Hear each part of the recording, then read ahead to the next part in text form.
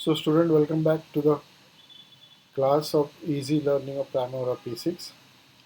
In the last session, we have seen how to create a EPS, Enterprises Project Structure. So now in this session, we'll look for the organization breakdown structure. Just see, last session, we have seen Enterprises Project Structure. If you see down below, there is a one field is there. It's called a responsible manager. So this responsible manager is nothing but organization breakdown structure. So if you click here, you will find this already inbuilt names are there, which is a OBS names, right? So if you, for a training purpose, you can use any of the name, but if again you want to create a new EPS, then you have to go with a different process. So what we'll do is we'll create a new OBS in a system. So we'll close this. We'll go to Enterprises and we'll click on OBS. Once you click on OBS, the same window will open. Now there is already OBS are available, but our requirement is we have to create new OBS. So click on Add button.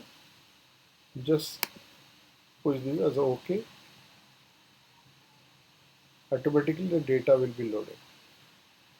Here also, if you want to view in a chart view, the option is available. Else you can keep in a table view. So once we have clicked for the add button, the new OBS has been created.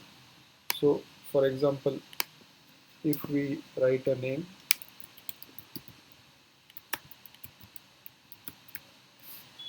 training manager, right?